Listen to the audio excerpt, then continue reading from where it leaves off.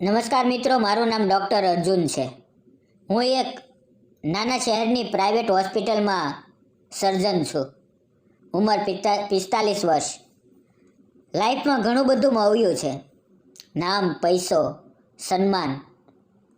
પણ ઘરે પાછા ફરું ત્યારે ફક્ત એક ખાલી બંગલો અને 4 દિવાલો મળે છે.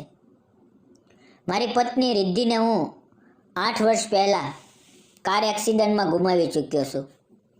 ત્યારથી મારું જીવન ફક્ત ઓપરેશન થિયેટર, પેશન્ટ અને રાત્રે એકલતામાં પસાર થાય છે. એક દિવસ સાંજના 7:30 વાગ્યાની આસપાસ હોસ્પિટલમાં મારું ઓપરેશન પૂરું થયું હતું અને હું કેબિનમાં બેસીને રિપોર્ટ લખતો હતો. અચાનક બહાર એક ચીસ સંભળાઈ.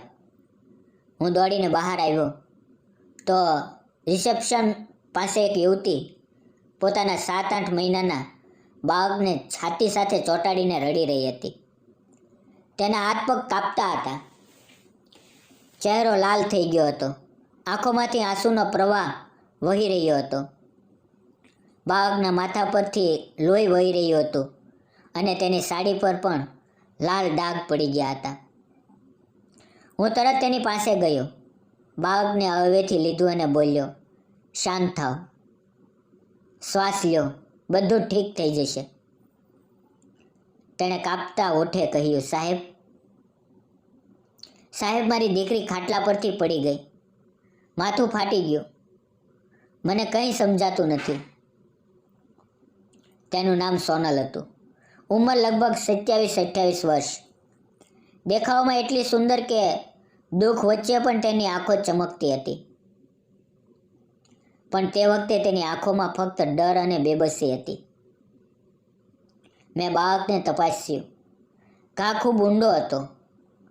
ખોપરીની હાડકું પણ થોડી ડેમેજ થઈ હતી. એક્સરે અને સીટી સ્કેન કરાવ્યા. રિપોર્ટ આવ્યા પછી મેં સોનલને કહ્યું, ઓપરેશન કરવું પડશે.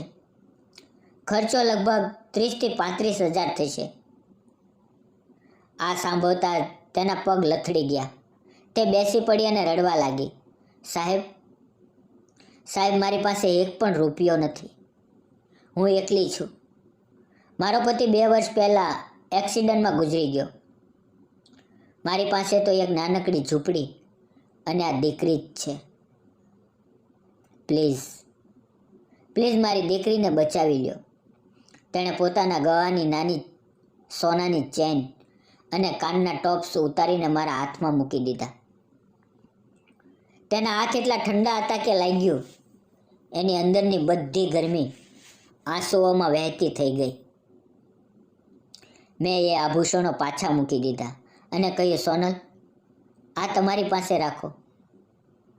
તમારી દીકરી મારી દીકરી જેવી છે. હું પૈસા વગર ઓપરેશન કરીશ.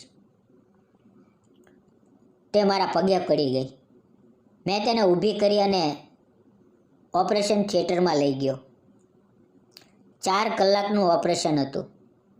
દરેક ક્ષણે મારા મનમાં એ જ ચહેરો ફરતો હતો. એ માં જેની પાસે કંઈ નથી પણ જે પોતાનું બધું આપવા તૈયાર છે. ઓપરેશન સફળ રહ્યું. જ્યારે હું બહાર આવ્યો ત્યારે સોનલ દિવાલ સાથે ટેકો લઈને ઊભી હતી. મેં હસીને કહ્યું, તમારી દીકરી હવે બિલકુલ ઠીક છે. થોડા દિવસમાં રમવા લાગશે. તે મારી સામે જોઈ રહી અને અચાનક મારી છાતી સાથે ચોંટીને રડી પડી. મેં તેને હવેથી થપથપાવીને કહ્યું, બસ હવે આંસુ નહીં. 1 અઠવાડિયા પછી બાળક ઠીક થઈ ગયું. ડિસ્ચાર્જના દિવસે સોનલ મારી કેબિનમાં આવી.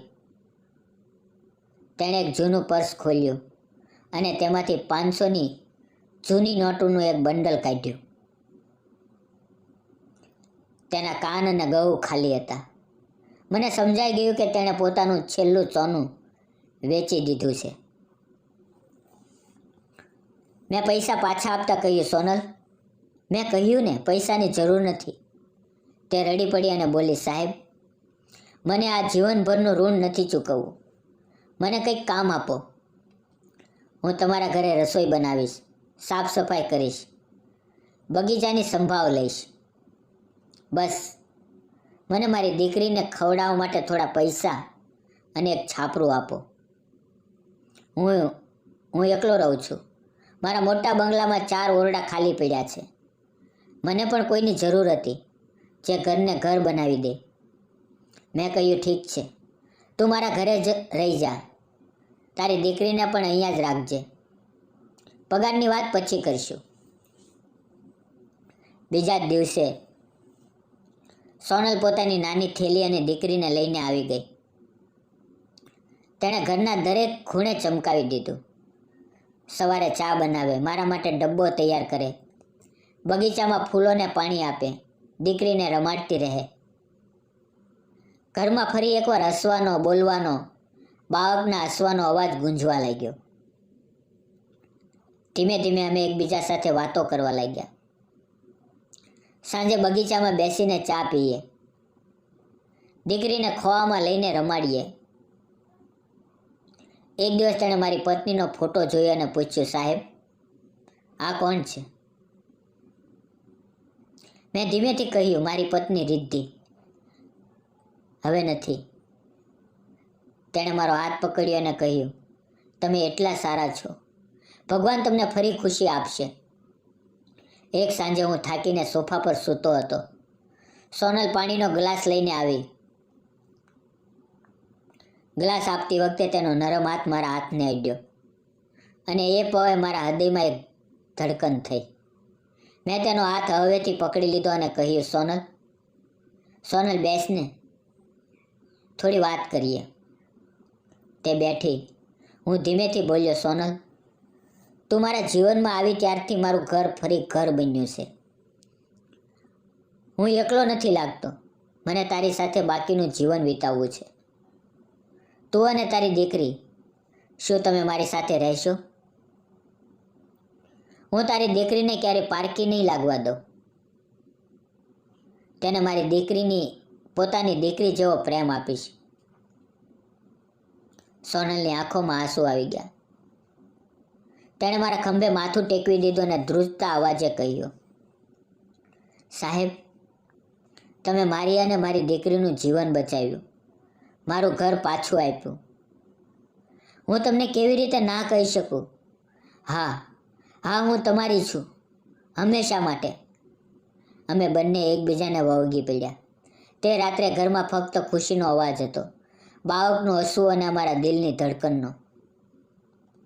થોડા દિવસોમાં અમે આર્ય સમાજ મંદિરમાં ખૂબ સાદી રીતે લગ્ન કરી લીધા. આજે અમારી દીકરી આરુ 3 વર્ષની થઈ ગઈ છે અને મને પપ્પા કહીને બોલાવે છે. સોનલ મારી પત્ની નહીં, મારું બધું બની ગઈ છે. મિત્રો, જિંદગીમાં ક્યારેક કોઈની આંખોમાંથી વહેતા આંસુ જોઈને નજર ફેરવશો નહીં. એક નાનકડી મદદ, એક સાચો સ્પર્શ, એક દિલથી નીકળેલો શબ્દ કોઈનું આખું જીવન બદલી શકે છે. જો આ વાર્તા તમને સ્પર્શી ગઈ હોય તો લાઈક કરજો, શેર કરજો, ચેનલ સબસ્ક્રાઈબ કરજો અને કોમેન્ટમાં જરૂર લખજો, જય હિન્દ. આભાર અને પ્રેમ વહેતો રહે. જય હિન્દ.